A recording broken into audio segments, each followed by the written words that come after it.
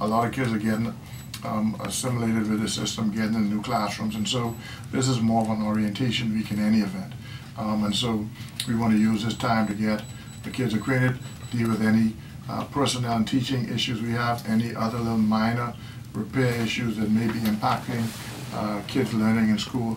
We're going to address those during the course of this week. And so it's not critical that they're not there, but we want to encourage parents to please make sure your kids have the proper attire, proper uniform.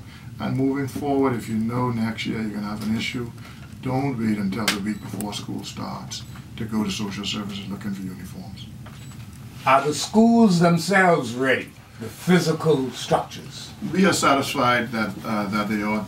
Obviously, we couldn't repair and fix every single thing. There just wasn't sufficient money in the budget, but we have spent $5.6 million during the summer throughout the Bahamas doing repairs to our schools. We focused primarily, when I came in, I looked and saw that we had some major electrical issues that have been going on for years and years in our schools.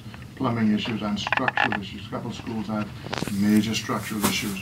And so we sought, first of all, to focus on dealing with those. And also some schools, particularly in the family islands, were still suffering from hurricane damage from Hurricane Irene last year, September, which impacted our school opening. Some of those repairs still were not done. And so we addressed those over this summer as well. So we had certain priority issues that we want to address to make sure that the structures were sound. Electrically, there was no hazards to our children, no electrocution, and no shortages and so forth. Also, as far as the plumbing and bathrooms were concerned, we want to focus on those. Now, as I said, we did a lot of work, spent a lot of money. A lot of contractors went beyond what they were required to do. So I would estimate we probably got more than $6 million in value as far as work was concerned. And I want to thank those contractors, because when you talk to the Ministry of Work inspectors and the principals, they will tell you that in all their years working in schools, they've never had as dedicated and committed and efficient group of contractors we had during this summer. They did a tremendous job. Many of them, the first time ever doing work for the government or the ministry. I know you have defended your actions in this regard, but did you grant too many contracts to PLPs? No, it wasn't a question of PLPs. I dealt with persons who had not had work before, and I spread the work around. Now, those who were benefiting, I know some of them had come to the office and they had been benefiting for the last 5, some of them 10 years, and I just made it a point of listening. We're going to give some other persons an opportunity to get involved in doing government work and to make some money. And so, but you gave one contractor about 4 or 5. No, that's not true. No contractor got more than 3 contracts. And some contractors got 2, depending on where the schools were, because the way they were divided up is that some schools required 4 contracts in order to get the works done, in order that we could move quickly, so the values were under $50,000. And so some schools, you would have 4 scopes of work in that one school. Now, in order for it to be efficient, Ministry of Works would tell you they prefer dealing with one contractor, dealing with 2 scopes of work, so you don't have 4 or 5 different contractors on one school grounds. Shouldn't you spread it around, though? In this sluggish economy where everybody trying to get a piece? But the point is, it was spread around. I mean, I'm telling you that over 70 contractors were involved in the work.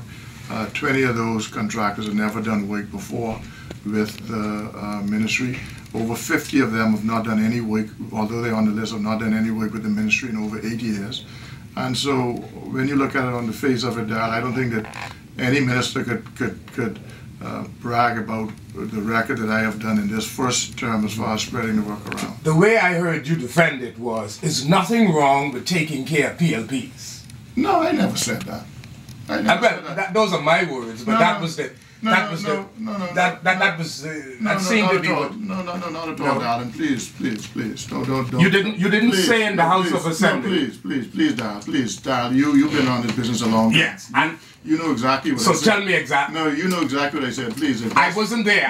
Okay, well, if you weren't there, make sure. I read. You never read that. You never read that. I read something to that No, you effect. never read that. You know exactly what you read there. So please, let's don't go there this morning, okay?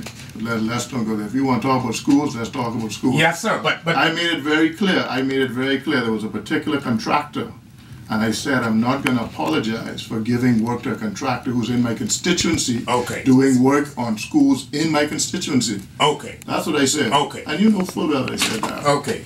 Okay. I thought you said no, you didn't think. PLP supporter. No, you didn't think. You know quite well what I said that. Have the Family Island schools been forgotten in the repairs, like the Andra schools? For example, the Burnt Rock Primary is crying out for a coat of paint.